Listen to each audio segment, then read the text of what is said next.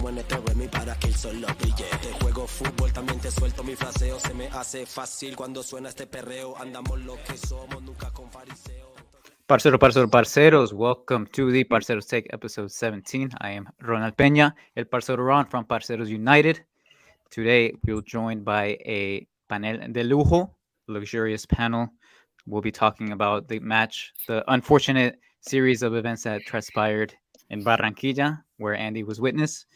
We'll analyze the game that will come tomorrow against Argentina and little other bits like Lucho Diaz to Liverpool. And is Reinaldo fired after this? What's going on after that? So, without further ado, let's introduce everyone. Andy, directamente desde Barranquilla, desde Medellín. No sé dónde estás, bro. ¿Me escuchas? El señal está bien por aquí, hermano. We're here in Medellín again, finally. I had to get out of Barranquilla. Nothing good happened there, man. I was in and out. Mala leche, mala leche. And we're also joined by Niko Moreno in Seattle. How are we doing, Niko? Thank you for coming on. ¿Qué tal, mi gente? ¿Todo bien? Aquí el Rolo del Noroeste con ustedes once again, just trying to keep a smile so it keeps me from crying. You know, I thought about being positive before the last show, and I kind of had a feeling I was not going to be able to be positive on the next one, and I was right. So excited to be the nagging Rolo in this one. Claro que sí. And it's my pleasure to introduce la primera parcera to be on this podcast, Ingrid Rosas from Nueva York, also from Cali. How are you, Ingrid? Hi, guys. I'm honored to be the first parcera, first female to kind of give my opinion. I'm definitely going to be with Niko, kind of trying not to cry, but probably going to be, like they say in America, the negative Nancy here because it's not looking bright. And it's unfortunate. Fe es lo único que tenemos en ese momento, because the odds are not with us in this moment. So, let's get into it. The match against Peru aplicó la ley del fútbol. Si, los que no meten goles, los ve a hacer. 1-0 yeah, let's go with Ingrid. I'd love to hear what she's got to say.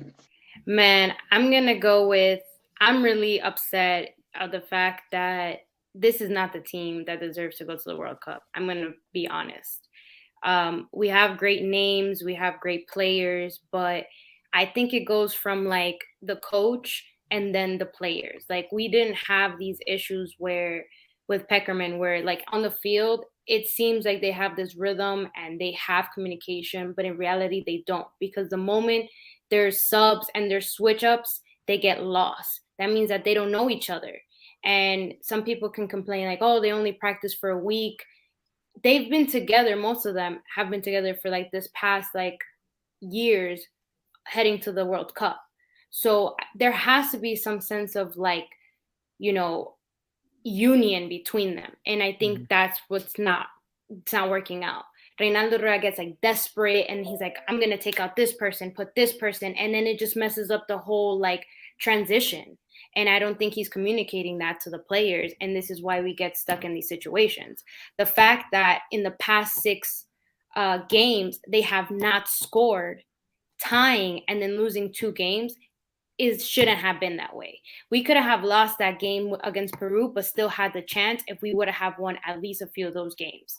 The math would have been totally different, and we wouldn't have been in the situation where we're further away to go to the World Cup than now, where it's like we might not even go. But again, if we have that miracle, it better be with a solid team, because I don't want to be going to Qatar and going with a team that's gonna like lose only in the group stage. I want them to go as far and really be that team from 2014, but it just doesn't look that way, and it's very unfortunate. Yeah, no, I agree. I mean, for some of these players, they're they're trying to qualify to the 3rd World Cup. Some of them they're second, some of them they're first, but there's no sense of camaraderie. There's no sense of unity between the players. Do you think that the way Colombia came out to for the match, do you think it was un buen planteo? Do you think they came out to win? Do you think they came out to lose? Is it credit to Peru's, to Gareca, or is it discredit to Rueda in Colombia? I think that when I saw that lineup a few minutes before, I was like, all right, I'm going to give them the benefit of the doubt. This looks really good. And I'm not going to be here and say they played horrible, because they didn't. They had moments. The biggest issue that Colombia has is they cannot finish at all costs. Luis Diaz se comió muchos goles. There was a chance where he could have scored, and what did he do? He put a highlight. Like, what are you doing? It was a simple pass in, just put it on your feet and it's in. But I don't know if he was nervous, if it was the whole situation of him going to Liverpool.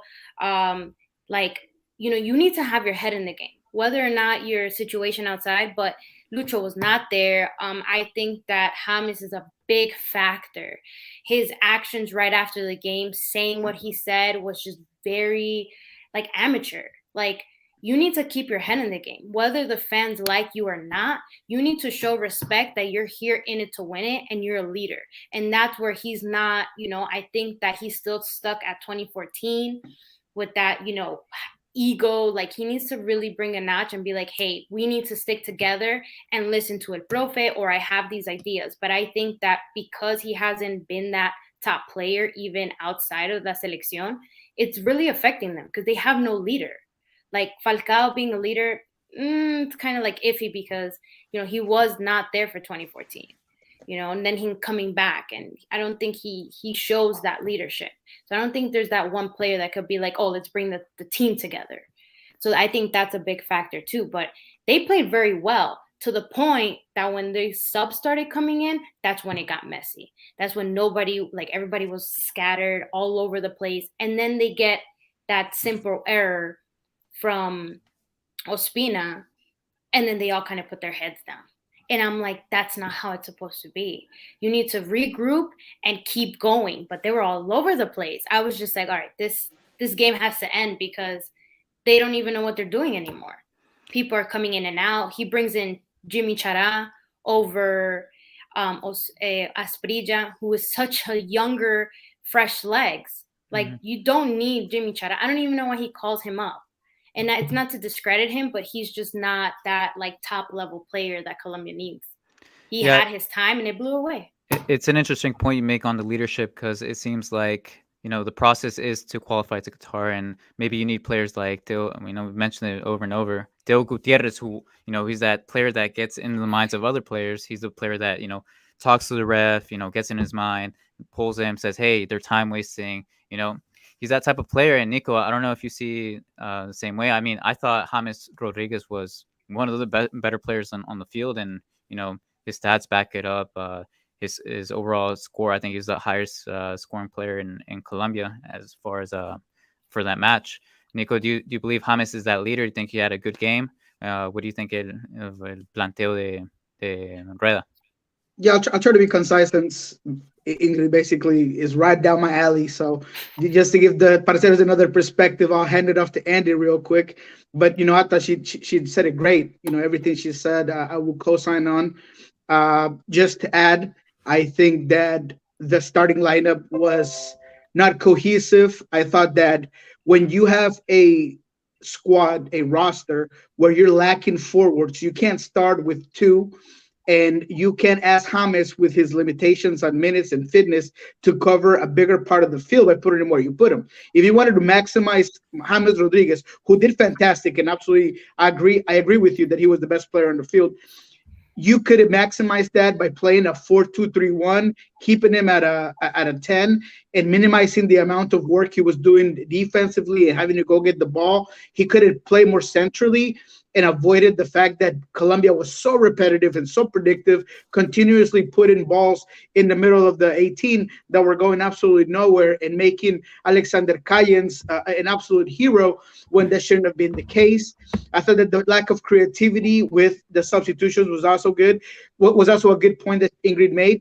Yasser Asprilla was someone who, in a friendly, showed you he was a difference maker. He was someone who was defiant. He was somebody that was willing to, by himself, break teams down, and that's what you needed. You needed somebody that could stretch out the final block, because just passing wasn't doing it. You needed somebody that was going to have to demand two men coming to him and breaking down some of those blocks. That did not happen.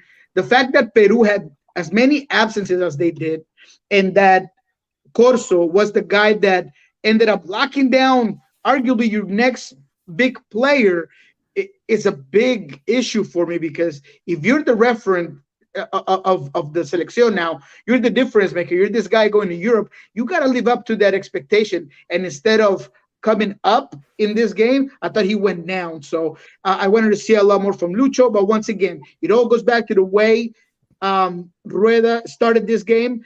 Not just the forward part that I just mentioned and everything I said about James, but you can add the fact that you're taking Cuadrado farther away from the opponent's third, farther away from where you need to score, when he is by far your most efficient player in the tools he has to affect the game, where his mid-range shots, taking it on his own, everything that he does, he needs to be closer. I don't care if he did play right back and he was ahead all the time and was playing really, really all over the field, because that creates lack of discipline when you're playing defensively. And I think that cost Colombia in a couple of those goals that in opportunities that Peru had. So with all said, it goes back to Rueda, but I will end with this and give it to my boy Andy. Regardless of how much I dislike Rueda and how much I blame him for the lack of creativity and success this selection has had, I do not condone the behavior by the fans in Barranquilla and the fact that he had to be escorted out and his face of fear as he was walking through the tunnel. That is uncalled for. That is not okay anywhere in the world. And I just think that we need to focus on, regardless of how we want to express the frustration, doing it in a civil manner. Yeah, and Andy was there actually, and he actually put out a tweet after the match that, quote unquote fans from Colombia, and their behavior. How was that experience in the library that is El Metropolitano? When I vergüenza, man, like honestly, like Niko said, you could be mad as much as you want, right? People pay a lot of money to go to these games, and it's sports. There's one winner, there's one loser, and it is what it is. But for people to express their frustration that way, throwing stuff on the field, that's uncalled for anywhere, any sport. We've seen it all across the world, but it's foolish, because you're already adding, you already have a lot of pressure qualifying for the World Cup, and you're just adding more stuff to it. And the thing to me is, like you guys have already mentioned, like Colombia played well. There was obviously like reasoning for certain things not flowing well. We talked about it in the preview Wednesday. Like the one thing we didn't want to see was Cuadrado play right back, and that's of course what Peru goes and starts with. But it's like, there's so many different things you could pinpoint, but at the end of the day, these players have to start taking some accountability too, right? And we keep hearing the same thing over and over. And I'm not giving Rueda any, leeway, because he has made some mistakes and his adjustments just don't seem to work. His lineups don't seem to work. But you have 30 shots, and only 2 are on net. And in those moments that Borja standing in front of the net, he can't get the ball across the line. We've seen it with Duvan. Falcao had a shot like in the second minute of the game that was like wide open and went over the crossbar. And it's like you see this over and over. We can't keep saying, "Oh, Colombia played well." Nos vamos a llevar eso, especially when you lose. So if they would have tied that game, we wouldn't have been as mad. We still would have wanted the 3 points.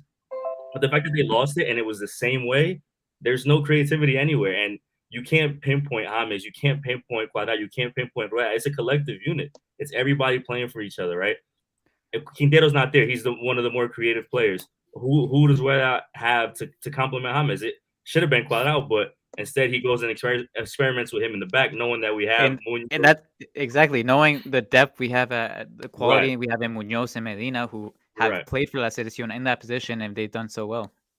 Exactly. So to me, it's like, sure, like you could say, okay, James is not 90 minutes fit, but Niko mentioned it. He was going back to get the ball. So how is he not going to get tired when he's playing the whole first half basically in our defensive zone? When you saw the second half, you saw him switch up a little more. You seen him a little pushed up the field, and he was very active in that second half. He almost scored at the end with that shot from distance. So, it's weird to me that there's just so many talented players on this squad, and they just seem to lack ideas. Like the crossing into the box is crazy. No, we haven't won one ball over the top. Our set pieces are not scary at all. Doesn't matter who takes them. Bro, I have a stat. Mojica, 13 attempts at crosses, 3 completions. Cuadrado, 13 attempts, 3 completions. It's ridiculous. It's crazy. You can't keep crashing out a wall. No. And just to add real quick to Andy's points, you do gotta hold players accountable. I'm a huge David Ospina fan. That goal is on him. You cannot allow the goal to be on the keeper's post. You just can't. And I hate to see it Maybe he, wasn't ready because he hadn't got any type of action throughout the game, but you have to be better. Tienes que achicar mejor el ángulo o tienes que proteger mejor el palo, but you cannot give up that goal. So go ahead, Andy. Yeah, no, that's what I was basically going to say. Like, at the end of the day, we just harp on so many little moments, but it's like none of these players collectively have really shown what it takes, like Ingrid was saying, to be a solid enough team where if they were to qualify, that they could go to Qatar and make some noise. I'm not saying that they can't, because we all know that there's so much talent on this roster and so much talent in the pool that's available. But it's like, 6 games without scoring? Once again, you're in Barranquilla. This was the game for them to make a statement, and they did basically the furthest away possible. So it's like, what are we gonna do now? When you have a roster of forwards, bro, like Falcao, Borré, Duan Zapata, and Luis Muriel, who, we see them week after week scoring golazos in Atalanta. We see, Juan Guillermo Cuadrado, dude, all these forwards in Alfredo Morelos. The list goes on and on. In 6 games without scoring, bro, like, it's ridiculous. And I don't think it's the players at this point. It's a trend, and I think we have to pinpoint it back to the tactics that Reynaldo's deploying. I don't think he's like. I think that a good coach shouldn't wait. I don't know. We don't know what happens behind doors, right? I don't think that he really sits down and analyzes what work they do outside in their clubs. And if he is, I don't know why he's not seeing the bigger picture. Putting Cuadrado as a right back is a no-no, because they don't even do that in La Juve. They trust him so much that he's running them wings. You putting him as a right back is giving him, like, you're going to tire him. He's going to want to be in that, go to the mid, and then he's going to want to hit the the front. He's running a lot. So why are you risking a player, putting him in the back to run the whole game? Like, you're tiring one of your best players who really, like, also him in the mid, he keeps it solid. Also, like, he's hitting them wings. He can cross. We saw one of the best goals just recently, a month ago, of him in La Juve. Like, you really need to do your research. Like, I don't know if he's not doing that, I was really surprised he even called up Alzate. I've seen him play in the Premier League, and, like, he's a decent player, but experimenting with him in the second half. Yeah, you're surprised. I was just like, is that the same kid I'm watching every weekend in the Premier League? I was like, wow. That's blew my mind, because you're surprised he called him up. I'm surprised he put him in, bro. Like, we're 0-0. You need a goal. You take out a forward. You take out Rafael Santos Borré, who I thought he was playing an excellent match until that point. Yeah. And you put in a central midfielder who, I don't think we were having problems, with in the balance in the midfield. So it's very questionable. And then you try to correct that error with, like Harold says, Preciado should have came earlier. You try to correct that in the 90th minute with Preciado, another forward. So it's ridiculous. Subs don't make sense. It's hard, because if you're really trying to bring in a central midfielder, you want one that can create. But he doesn't have that, like, potential to do that. One, he's young. He's in the Premier League. He doesn't even do that in the Premier League. So, again, going back to that, I don't think he's really, like, watching them, like, every weekend and seeing how they're playing in their club teams to be like, all right, this person can play here. This one works here. I need this guy in the midfield because he's creating with his team in, in Atalanta. Like, yeah, we also have missing players, but that doesn't give you the excuse to be like, let me use this player and this one and try and figure this out. You need to know beforehand, like, all right, worst case scenario, Zapata can't go. Who do I have to cover him? Or this person, let's say James can't go. Who's going to cover James? And this person is solid. And I don't think they're looking at the bigger picture. They're just still kind of like, experimenting. Like, we don't have time to experiment. You should be sure of who you're going to take from now till November if we even qualify. And I don't think he's like, he doesn't give me that confidence. He doesn't give me this solid team where I can be like, all right, maybe there's a chance. I like this team. I know we're not going to embarrass ourselves, because if it wasn't for 2014, a lot of people wouldn't be talking about us about soccer, to be honest. Yeah, Dave here makes a good point that I'm sure the clubs are paying Colombian Federation to market their players and put them on the field. Football Mafia. I want to touch on something, and I saw it was like eerily similar to what happened in Colombia in '94. In '94, and maybe Niko can get into more depth because he has more experience in this. I'm kind of young. I wasn't even alive for '94, but yeah, me neither. but there was so much marketing on players. There's so much hype over the Colombian national team in '94, and they came to the U.S. and they were total deception. Like they were terrible, and the federation even was selling tickets to the same concentration or the hotel where the selección was staying, where they could meet their favorite players and whatever, interact with them during a World Cup, which I don't think was very professional. And I think I see shades of that too when I see, influencers or the amount of marketing to do for these players, or I see influencers chilling with the players at the hotels. I think these players aren't fully concentrated. I think, I mafia, and I don't think it's between, the fault isn't between the players and the coaches. Also, the people that make the coaching hirings and beyond. Like it's ridiculous that a country with so much talent, so much diversity, is struggling so much to qualify for World Cup. Like James said, Colombia siempre tiene que estar en el mundial por el talento que tiene. So. Yeah, I don't know how much mafia there is. Honestly, nowadays there are obviously, you could call it mafia. When it comes to certain agents and representative groups that are very influential to federations that push players, and we've seen that in Colombia. At times, especially with this Rueda thing, we've seen some questionable call-ups like Sebastián Pérez and others that you're like, where did this guy come from? And sometimes that happens, right? But in terms of what we were saying earlier, I think that the lack of consistency in Rueda's work is what I don't understand. You haven't called Alzate for friendlies. He hasn't really been one of your guys, and you're gonna not just call him, but put him in a crucial part of the game to change what under one system, under a week of work with you. I mean, I just don't get it. Jimmy Chara didn't have a great game. He had been playing well for him, but in the particular moment of the game, he just wasn't the guy to call.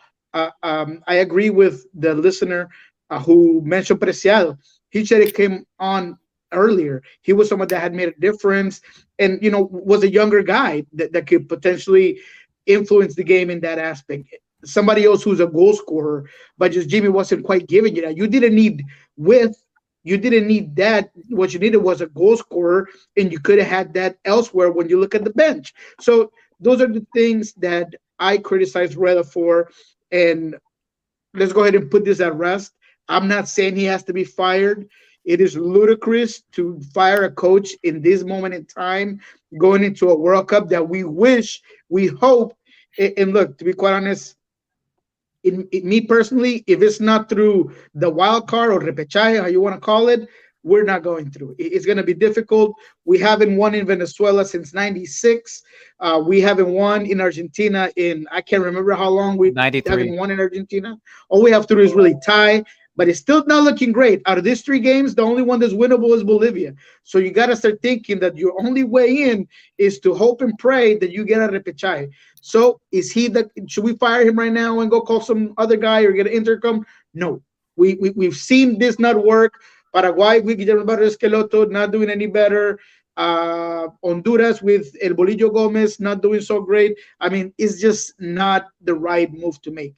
But we'll continue to criticize him, and he needs to do better. For sure.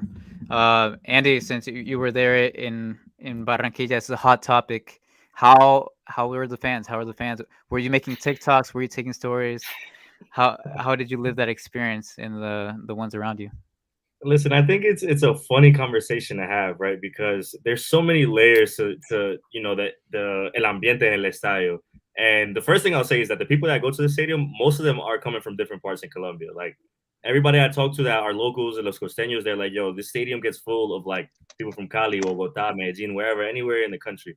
So for people to place blame on Barranquilla itself, to me, is already like, go to the stadium and see what it's like, right? See what the days are leading up to it. Because I talked to you guys on Wednesday when I had landed, and I told you then there was a lot of Peruanos out there. I saw them in the airport in Medellin. I saw them in the airport in Barranquilla. I saw them Thursday night when I went out, and I'm talking about in groups. They were having parties. They were doing everything they did in the stadium. They knew what was coming. Exactly. So So it's different to me because everybody's like, okay, maybe there's not a lot of energy in the stadium and it's quiet. But I'm like, you really have to start comparing things, right? Like the games that say Colombian League, for example. I'm going to use Medellin as a bias because this is a city I know.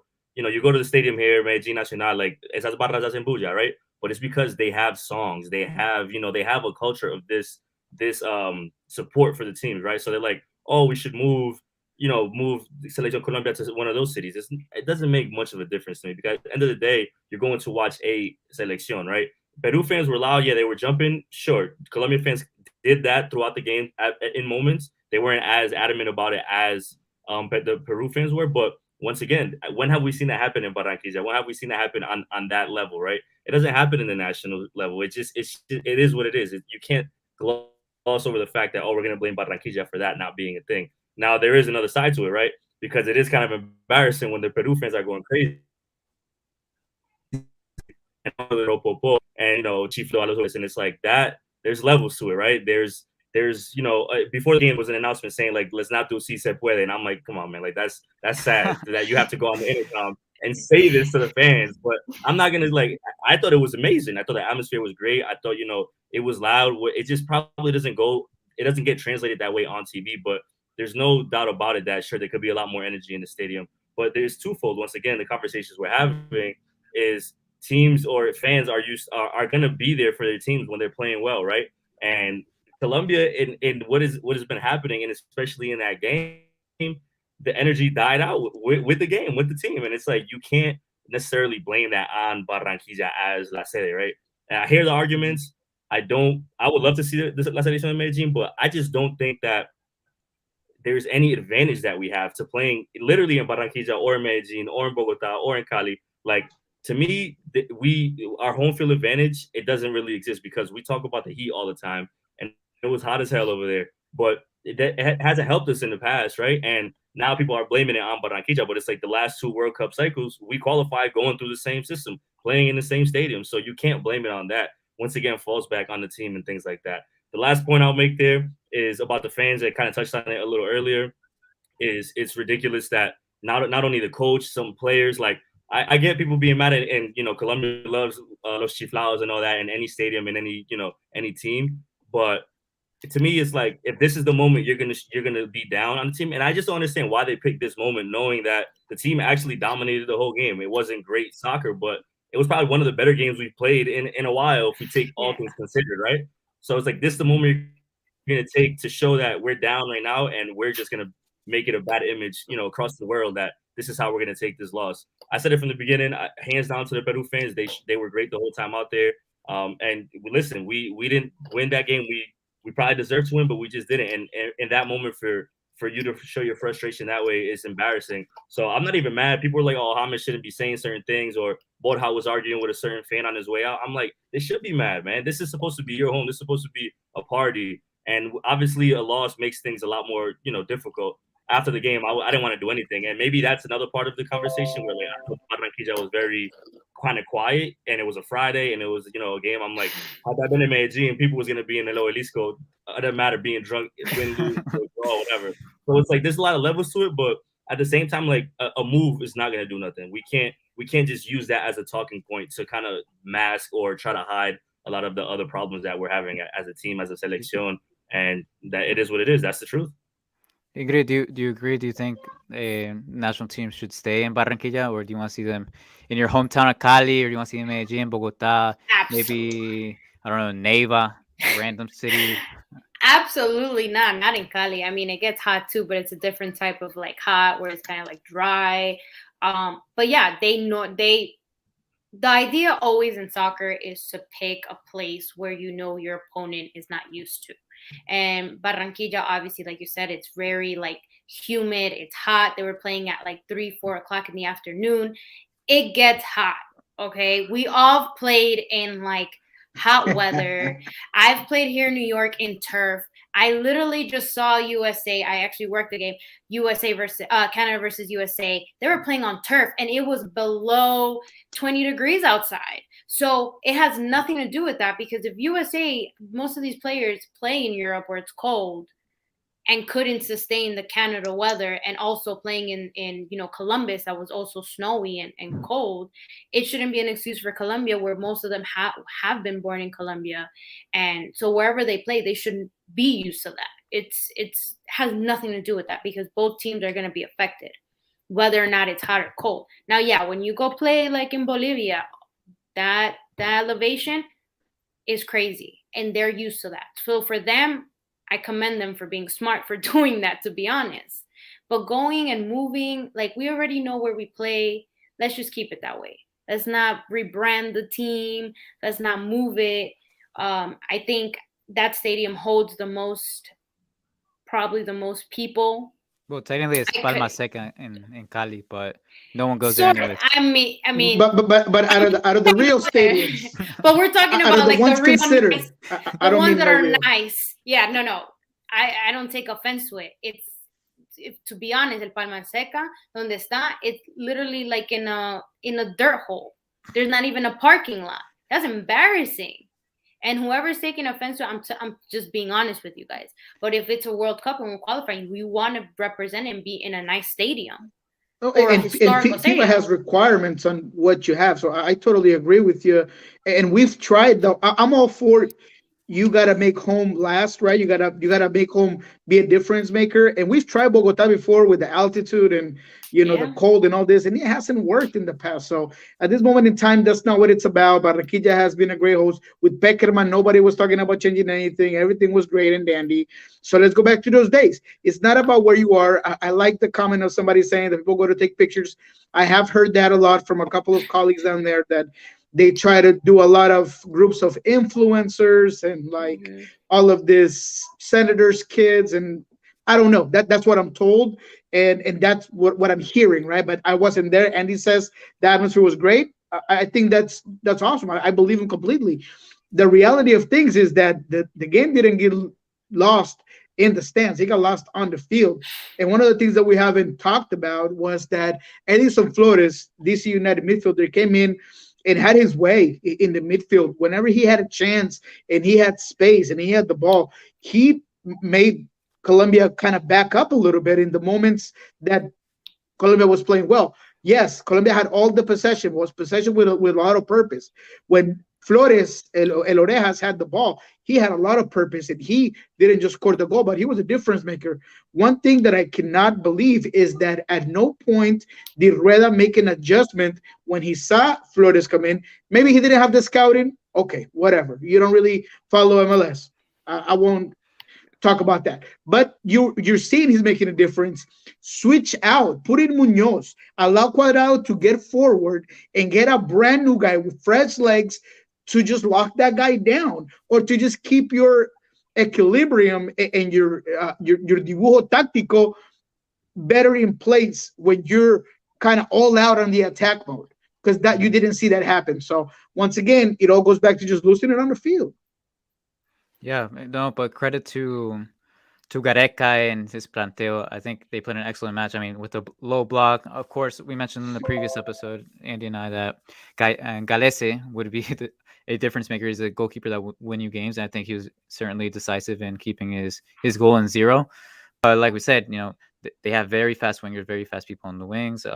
Edison Flores came in, had that one opportunity and converted, and I think that's what they want. I think Santiago Lopez on the last episode said Peru is going to come in and they're going to look for that one chance to convert, and that's what they did, and they carried out that mission. So a lot of credit to Gareca, and a lot of discredit to Rueda. And, we've seen in the previous games has not lived up to the expectation.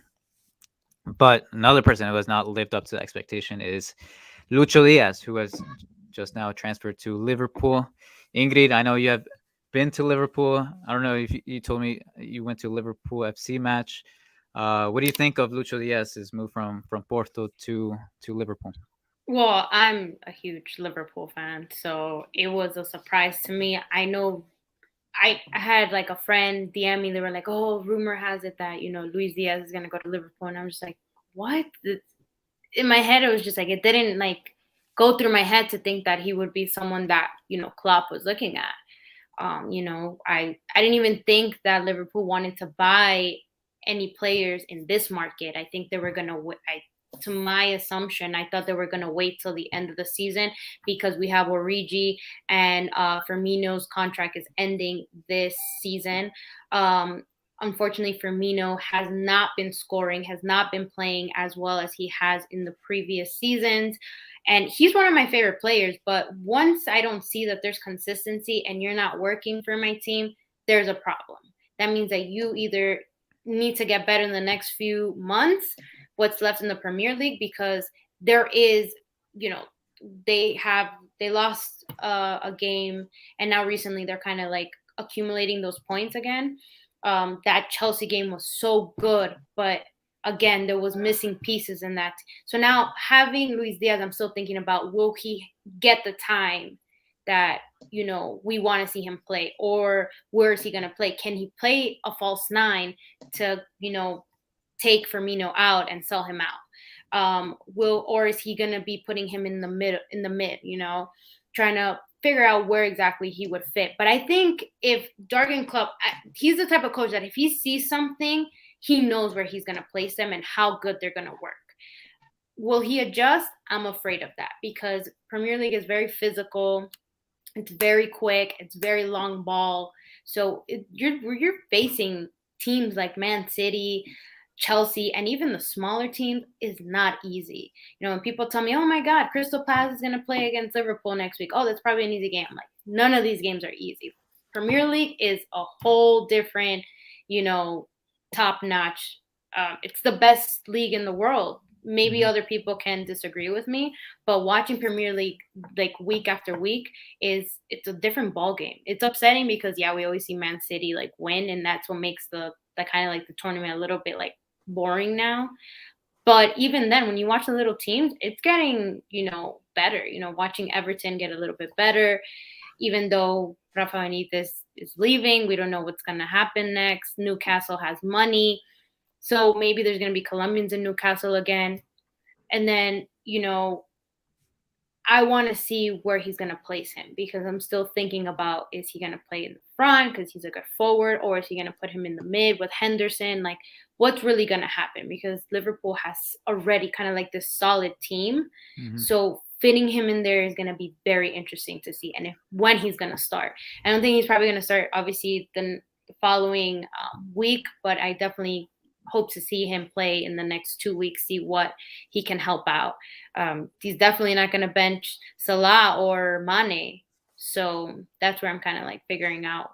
But it's an exciting move. There's never been a Colombian in Liverpool, to be honest. There is one, but he's like in the academy team and he's like alone. But if we're talking about like big names, we've never had a Colombian in Liverpool FC at least. Yeah, it's going to be exciting seeing Lucho up against the best competition in the world. Obviously, it's nerve-wracking, man. I'm concerned that you're moving them to a difficult system, 4-3-3. I don't think he's going to be a left midfielder. I don't think he's going to be a 9. I think that you move Mane and put him central, and then you put Luis as a winger. Because as much as I love his game, so far is slightly limited to what he does right. And in a 4-3-3 specifically, there's a lot of you asked to pressure and defend. It's not just we're going to give it a ball, you're going to do your thing. And when you go from what you've been doing at Porto and what you do at the Selección to EPL, that's a big step up. And it is no surprise that Colombians have struggled in EPL. Every single Colombian that you can think of that has been a big game breaker and goes to La Premier, El Tino has a difficult time. El Tino did well in Newcastle for a little bit. Hamilton Rica did good for a little bit, but eventually dies out. And Falcao really struggled, never really settled. I mean, there's just so many. He's coming off the ACL injury, man. Exactly. There's just so many. Cuadrado was in Chelsea, and he did not do very well. And Salah was there. So those two, it's funny to see that they both played together, bounced back to Italy, but Salah jumped from Italy to the EPL and has succeeded. Now, I would have had wished that, Luisito would have had gone to, maybe the French league, kind of take that step and then bounce up. Or Fiorentina, maybe a Venezia, something where he can like adjust to that, because it's a big leap. Like you're going to Liverpool is not the same Liverpool of 10 years ago when they were suffering even to make it to top 4. This is a Liverpool that the coach has a system. He's German, and we all know that having a German coach is not easy. They're very disciplined. So the way Jurgen Klopp sees things is that this is the way we're playing, and this is the way you need to play for me. You cannot do your own thing. There's a system. And I think that's another issue with La Selección. There's no system. Everybody wants to do whatever they want. And if they do follow, they forget, oh, I was supposed to do this. Oh, I went this way. No, you have to read the room and read the field. And I think that's what, it's missing in La Selección. And Lucho needs to learn that, because Premier League is not easy.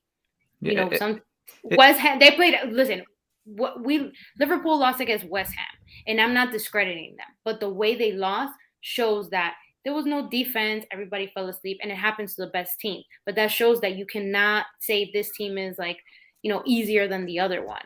So Lucho has a lot to learn and to adjust, and it happened to Thiago Alcantara. He hasn't adjusted until now, and that is a top-notch, world-class player. And he struggled to even adjust in EPL. What I like about Lucho is intangibles. The background he comes from. He's had to overcome so many difficulties, even malnourishment when he was young. So I think he definitely has la garra o la berraquera de llegar to the EPL and try and maybe be that guy who has longevity in the league. I think Lucho definitely succeeds or has those intangibles, that maybe that work rate. Maybe Niko mentioned in Porto, he was that main guy where give the ball to Lucho and do whatever you want, and now he has more sacrifice on defense. But I think Lucho has that sacrifice. I think Lucho has the sacrifice, and I think he'll do well. Andy, I don't know how you see that signing. Do you think he will play? Do you think this will affect his national team aspirations, his performances, if he doesn't get time there? Or do you think it affected him in Barranquilla, that the transfer, that maybe his mind wasn't 100% in the game? I don't want to say it affected him too much in Barranquilla. It definitely wasn't, a game that we're used to seeing from him. But I think that's, once again, like you mentioned, credit to Gareca, and also a little downfall on Colombia, because they played a lot to the other side. And Lucho had space and had some time, but they were forcing the ball the other way most of the first half, at least. And Lucho didn't really get to show out. And then when he did get his chances, he was getting locked down. So I think a player that's growing those qualities that people start to take notice of, it's you start doing your homework more. You start getting up for those defensive matchups. So going along with the Colombia-Peru game, him going to EPL is going to go along the same lines. Whether or not he plays a lot right away, that's obviously up to Klopp's discretion, and the team is already loaded, as Ingrid mentioned. But it's a learning experience either way, right? If he plays a little bit, if he has to change his roles, if he has to change his responsibilities, he's only going to learn from that. So we could say it's going to benefit him on the Colombian national team level, but we just don't know, right, until we see that. Whether or not he has the qualities to succeed in that league, like you mentioned, Ron, I 100% agree he can, but it's not an easy team to go into. Like Ingrid has mentioned, and you kind of wish that he would have taken maybe another step before making that leap, because the pressure is high, and he's going to, an elite team in the Premier League where he is probably not going to get a lot of leeway if he, starts playing a few bad games in a few moments. I'm picturing right now, in the back of my mind, Christian Pulisic right now in Chelsea, and how highly touted he was when he went there, and how much he's kind of struggled. And now look at him in the U.S. national team level, where he's now openly talking about how difficult this has been to deal with mentally, physically, emotionally. And those things come into play when you're talking about these players, these young players that get blown up, obviously due to their qualities, but just get blown up so much because of media as well. So it's a tricky situation, man. I really do hope it benefits him, and I hope he is playing, because I think the more playing time he gets, obviously, is better for us. But we mentioned that on Wednesday, it's for Colombia. It doesn't matter if they don't make the World Cup, right? Because that would be the stage where he would have been magnified even more. Like, we talked a lot about how he is already known in our region in South America, and he's obviously known around the world too. But those qualifiers and him being on a world stage would only boost that more. So that's what EPL is going to do for him one way or another, if Colombia's in the World Cup or not, right? So that's obviously his stage to prove it. But if we don't make it, then he's gonna go about his business. He's already there, so good for him. I mean, that's awesome. And I put it this way: it's not maybe the most ideal move, but when you're a player with that history, with that background, and with that pedigree, just the little bit that he's shown in the ways in the tournaments in Copa America, obviously in Porto, he's earned it. So a player of that caliber deserves to be on that stage for sure.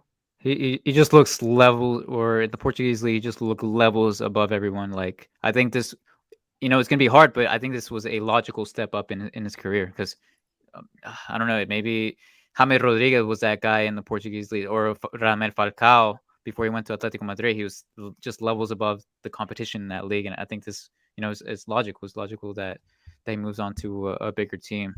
I'm glad it's not Tottenham, so at least he's playing Champions League. So that's cool. And look, he's 25. I mean, he's so light that you would think, so skinny that you think he's younger. But I mean, he's 25. So I mean, he's now.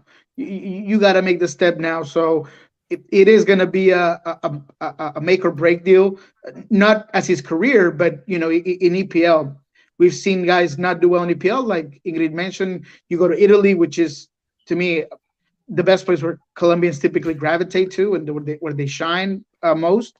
But it'll be interesting if there is someone who's going to be a difference maker. I like the comments. I saw Juan Pablo Angel. He's probably the most consistent, throughout his time in DPL that I can remember.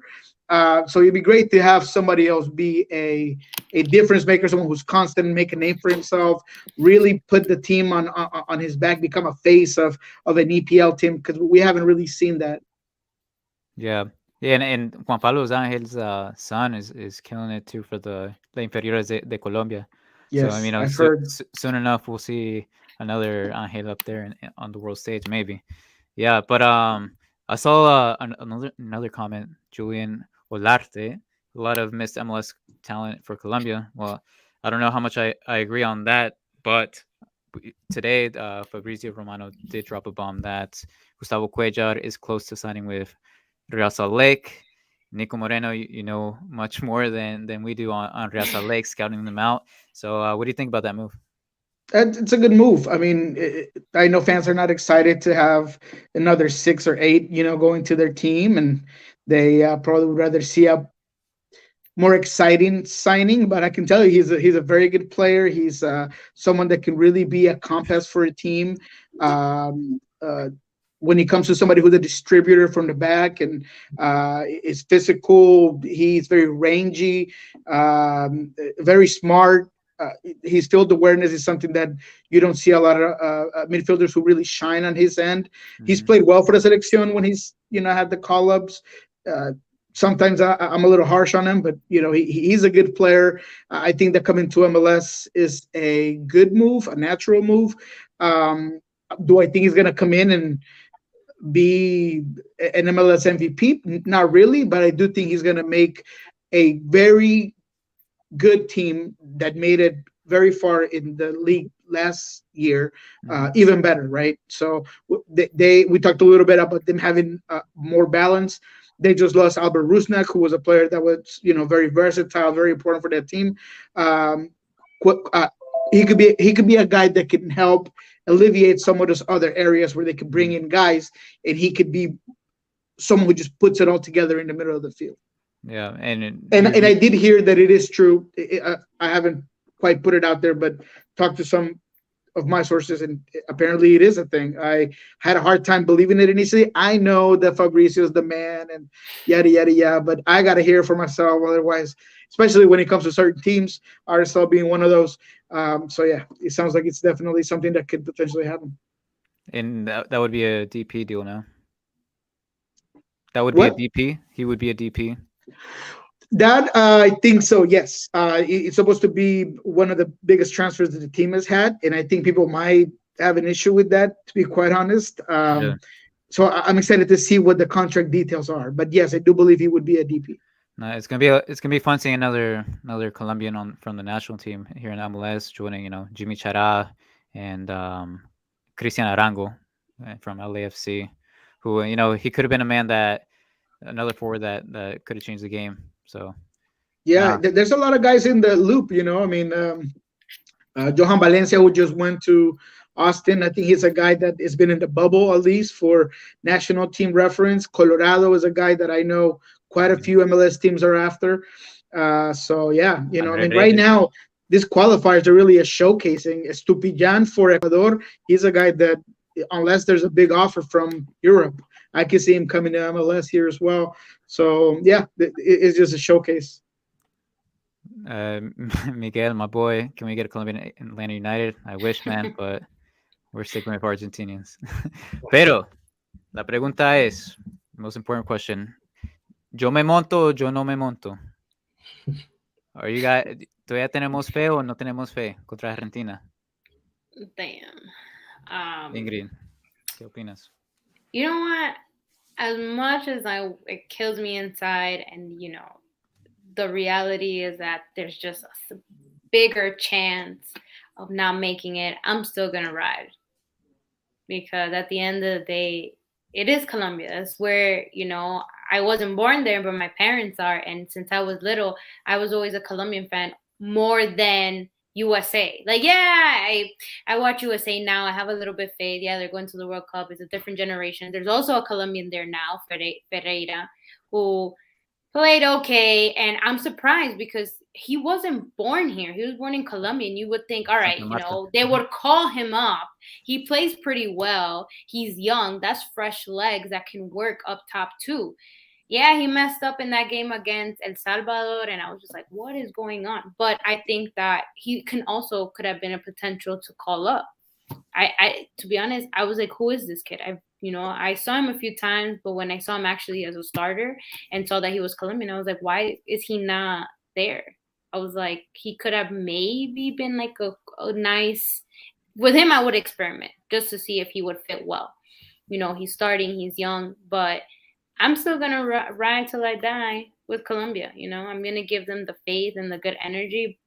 But the reality is that we can't take this team like this. Whether or not we make it, even if it's repechaje, I don't want to look crazy out there, and it hurts more to the people, I guess, like us that actually, I don't want to say that understand the sport more, because that would be very offensive. More of like, we see it like in a whole different spectrum. Like, we actually see what's going on and we see a bigger picture of it. We know that taking this team would not be good. We need something more solid and somewhere where we feel more confident. And I don't think Rueda's giving us that. Every time we hear him talk, or at least when I do, I feel like it's still kind of like iffy. He feels very unsure of what he's doing. And we need that confidence coming from the main man, Niko, and I don't feel that we have that. So there's a lot of work to be done in such a short span of time. Can it be done? Absolutely. We've seen that happen. But when we went to the World Cup last time, the team was kind of like still kind of out of place, but we were happy to go. Now it's like, a lot of people tell me like, we don't go to the World Cup, whatever. We don't even look that good.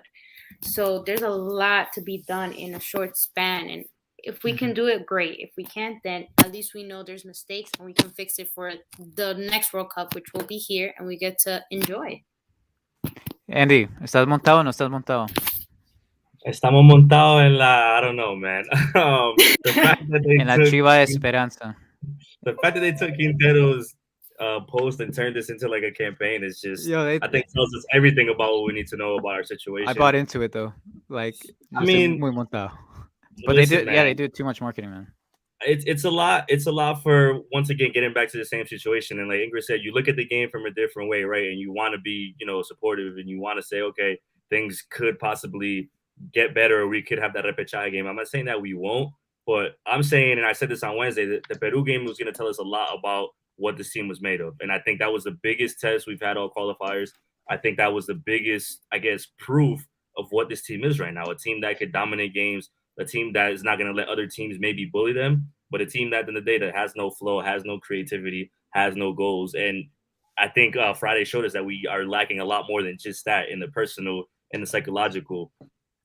I don't want to say that it's impossible, but I got this thing right here. I don't know why it's in plastic. I'm in Colombia, they wrap everything in plastic. But so I'm going to be watching the game with on Friday. I'm not good at math, but hopefully this helps me figure it out. I'm a good Colombian. I'm going to say me monto, but I'm going to say that I have lost a lot of faith after what I saw Friday. Yeah, I try to figure out the possibilities, but dude, it's way too many. It's way too many for me to jot down every score for every game between Uruguay, Peru, and Colombia. Pero Niko, ¿estás montado o no estás montado? How do you see this game against Argentina? They got 10 bajas, pues, because of COVID, because of suspension, because of lesión. We haven't scored there since 97. We haven't won there since 93.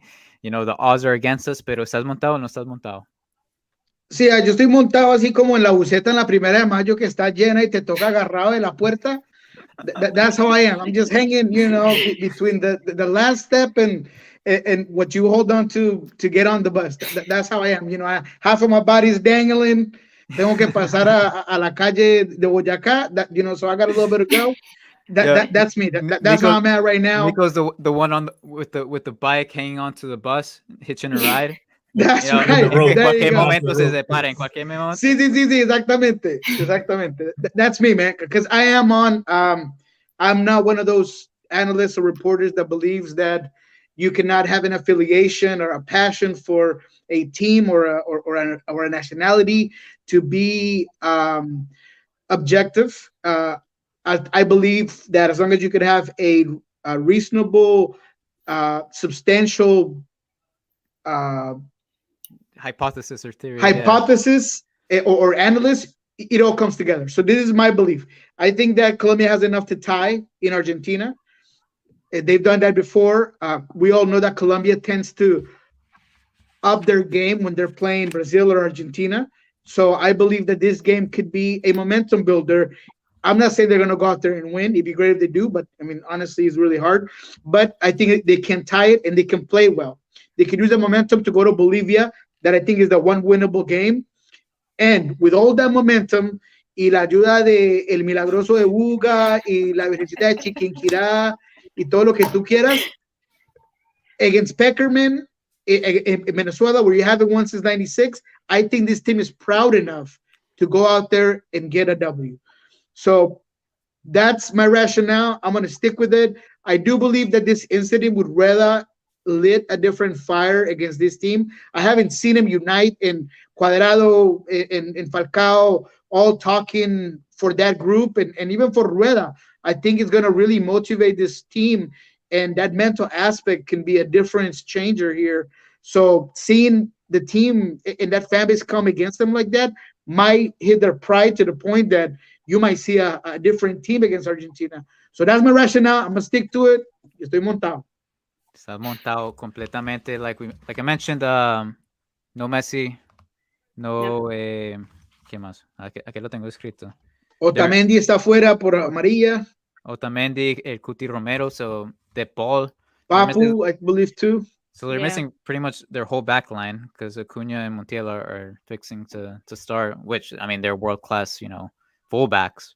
But they're missing a lot of star players, and I think missing Messi is a big piece. And Andy, we mentioned this last episode. I think Colombia plays well against the good teams, the greats, say Brazil and Argentina, and then struggles against the weak. So, we saw their performance against Argentina in Copa America, this past Copa America and 2 Copa Americas ago when we won. And, Colombia plays well against Argentina. And also, even including, I think it was Reinaldo's second game in charge in that 1-1 draw in Barranquilla. Colombia plays well when they decide to play well, when they have their stuff together. I think, like Niko said, there's a possibility that we can go over there and play a good game and hopefully bring some points back, hopefully a win. But, just the odds are against us. The odds are against us, and estoy montado, pero no sé. Sí. Está difícil. Pero con las velitas prendidas. And look, man, if you can manage to just tie this game, you're getting back Muriel, you're getting back Zapata, you're getting back some key players that can just light it up, man. It can give you some brilliance, man. So it's a big game. I mean, you're playing yourself everything against Argentina, porque pierdes y puedes estar ya fuera. Entonces, toca ir a empatar. You got to get a good result. Now, I'm not saying you're going to go over there and just park the bus because you're just asking for it. You got to go out there. You got to have character. You got to play your game. You got to make Argentina defend. They don't like it when you go at them. And Colombia's done that well in the past. So they need to go out there and make them defend, make them uncomfortable at home. That stadium, just like, Barranquilla, can turn on them very quickly if the game's not going their way. So you have to get out there and play your game. Mm-hmm. So how would you line up Colombia against Argentina? Ooh, that's difficult, man. I think Reinaldo said he tiene el mismo planteo, so 4-4-2, and he's probably gonna swap Jerry Mina, who's suspended, for I don't know, Oscar. I will go 4-2-3-1, man. I'll play Munoz, Murillo, Davinson, Mojica. En la mitad, Uribe. One of them got 2 yellows, don't he? I can't remember. If you don't have any yellows issues, I go, exact same 2 with Uribe and Barrios, and then por izquierda Lucho, por derecha Cuadrado, en el medio James, and up top I play Borre. That's the way I would play it. If there's any issues with the midfield, maybe you bring in Cuellar, but that's about it. That's the way I would hit it up. I would go with a 4-2-3-1, give you a lot of versatility in the midfield, kind of compact, but you can push out. Give James just the opportunity to just focus on becoming a creator, centralizing Colombia's game, which they haven't done. They've played so wide and so direct, more central. So yeah, I think that's the way you win this game. Ingrid, do you agree with that? Do you come out the same way Niko comes out, or I'm gonna go? I think that's like the only way they're going to face. They're going to take advantage of the fact that these main players are not there. So you're playing with a kind of semi-good Argentina. So take advantage of that. The big names are not there.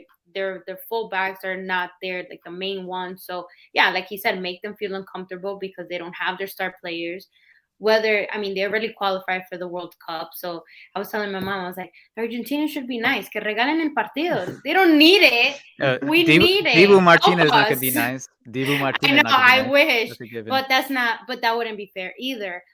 But at the end of the day, it's really tricky who to put when we have, yellows affecting us, COVID, injuries, but I think that we've gone there and they know what we bring. And it sucks to say, but Colombia likes to be like in the brink of like dying for them to wake up and be like, okay, now we want to play and now we want to go for this. They always wait for the last minute. It reminds me like about USA playing. USA loves to wait towards the end to try to make wins.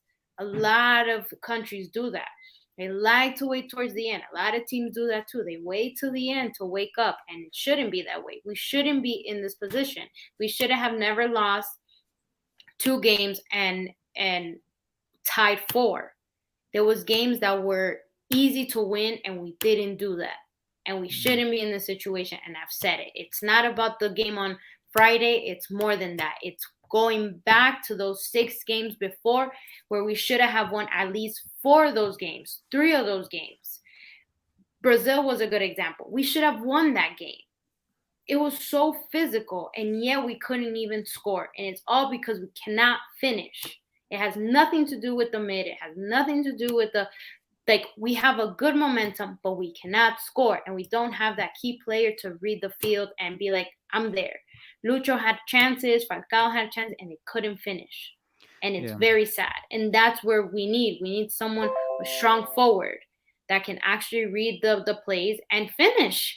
Simple. There's simple plays. And they couldn't do a simple tap. They want to go above and beyond. We're going to have to go to Argentina and score for sure. Andy, do you think Borja starts? Do you think Borre starts? We need goals, man. Where do you get them from?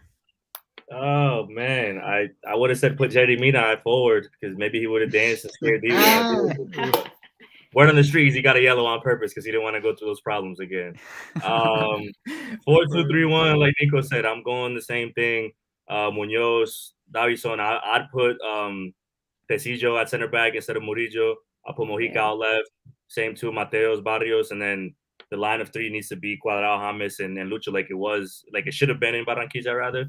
And up top, I think your best option at this point is to start Borre.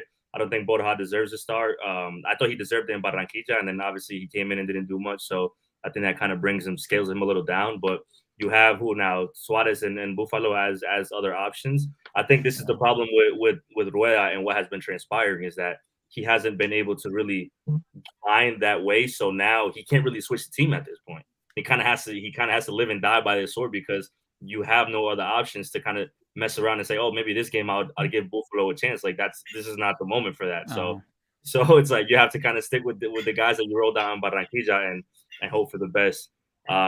I don't know where the goals are going to come from. It would be great if we were able to score one at some point, anytime maybe. But like I said, I think the game against Peru showed a lot, and it is what it is. Argentina is never easy. They're not gonna roll over for us at all. You know how much they love us down there. So I'll leave it at yo me monto, pero no pague. Entonces si me botan del bus, tranquilo. Oh yeah. Score prediction, score real quick, Andy. 1-1. Niko. Wow, 1-1. también. Ingrid. Que poco I'm gonna go originales. with the tie 1-1 too. No, que poco originales. It's hard, you know. We're playing away. We're playing in their stadium. You want to like cover every like hole they're probably gonna not want to create. They probably want to play tight because they saw how we played in Barranquilla playing wide. They're gonna be like, oh, they're gonna give us space. But no, like Rueda needs to really think this hard, and I think that formation would be perfect. And having midfielders that can actually play up top is very important because whether or not you have one forward, if your midfielders can score, that would be phenomenal. And we have them. They just, I don't know, they don't see the box. Sometimes I see people not even dropping to the box. And that's very important. I remember when I used to play soccer, when I was in high school, one thing was like, we needed a body in the box at every given moment when we're dropping. We drop together, we go together because we never know. It doesn't even matter what position you play. If you're in the right moment and that ball is crossed to you, you better make sure that 50-50 chance, you're making that. And it better be in the back of that net. So there was moments I noticed that, you know, a lot of the players, Colombian players, were not in the box. They were just, la pelota se perdía. Se la pasaba, and I was like, who is he passing it to? The Peruvian defenders, like right in front of him. It was like these like very amateur moments where I was just like, no one's in the box. And they need to get there. They need to be there. They need to run and make it. Because again, they're waiting for us to mess up. And that's what they end up doing. And that's why we got caught in this situation. We can also do it with Argentina. We can catch them in a weak moment and score on them because it has happened. And Colombia has done that. We just got to outsmart them at all, you know, be 10 steps ahead of them because they're not dumb. That's a hard coach to face. And we saw that in Copa America. To be 1-1 against them, and we played way better than them. But this team is Argentina is going to be completely different from the one we faced in Copa America or the one that won in Copa America. So I'm hopeful. I'm going to go with a 2-1 con la ayuda de Dios. Y ya.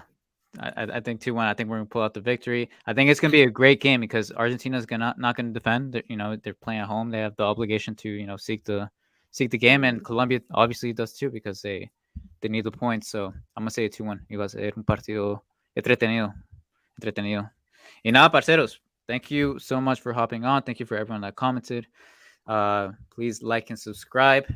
Thank you, La Parcera Ingrid, for hopping on for the first time. You were amazing. Thank you so much for hopping on. El Parcero Andy, it was a joy. Niko Moreno, the all-knowing man, Rolo from Seattle. Muchas gracias, parceros. Y nada, yo me monto. I'm hopeful. Listo. En la buena, muchachos. Vamos con todo. Thank you, o lloramos juntos o tomamos juntos. O las dos cosas. Either way, no emborrachamos. Either way.